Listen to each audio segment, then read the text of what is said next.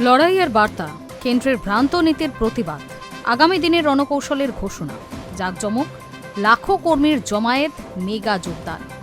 রাজ্যে তৃণমূল ক্ষমতায় থাকাকালীন এই ছিল ২১শে জুলাইয়ের চেনা ছবি। বহুবার অভিযোগ শোনা গিয়েছে, জাঁকজমকের মধ্যে যেটা আসল উদ্দেশ্য সেই শহীদ স্মরণই ব্রাত্য থেকে যাচ্ছে।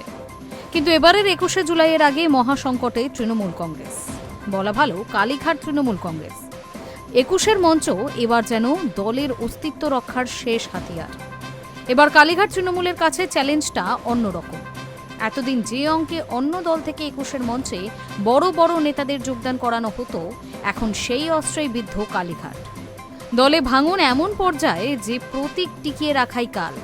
বেশিরভাগ সাংসদ বিধায়ক এখন বিদ্রোহী। অন্তত মমতা বন্দ্যোপাধ্যায়, অভিষেক বন্দ্যোপাধ্যায়ের নেতৃত্ব মানতে নারাজ।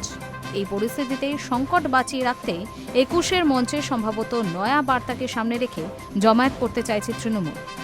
ওই নয়া মন্ত্র হল, আমরা বেইমান নই।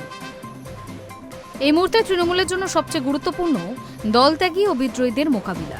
তাই দলের যেসব নেতাকর্মীরা দুর্দিনে মমতা বন্দ্যোপাধ্যায়ের সঙ্গে ছিলেন বা এখনো আছেন, অথচ হয়তো সঠিক সম্মান পাননি বা কাজ করার সুযোগ পাননি, তাদের এবারের ২১এর সমাবেশে এনে সংগঠনের বাঁধনি শক্ত করতে চাইছে তৃণমূল, যার প্রস্তুতি শুরু বৃহস্পতিবার থেকে। উত্তর কলকাতা জেলা তৃণমূলের তরফে আমি বেইমান নই ব্যানারে বৃহস্পতিবার সন্ধ্যায় একটি সভা ডাকা হয়, যার মূল আয়োজক কালীঘাট তৃণমূলের নবনির্বাচিত জেলা সভাপতি কুণাল ঘোষ। উত্তর কলকাতা জেলা তৃণমূলের প্রাক্তন সভাপতি তথা প্রাক্তন সাংসদ সুদীপ বন্দ্যোপাধ্যায় এখন বিদ্রোহী শিবিরে। তার জায়গায় দায়িত্ব পেয়ে কুণাল দলের সংগঠনকে ঢেলে সাজাতে চাইছেন। বলছেন, যারা এতদিন দলের কাজ করেছেন অথচ সম্মান পাননি, এবার ২১এর সমাবেশ তাদের জন্য। Hi news network.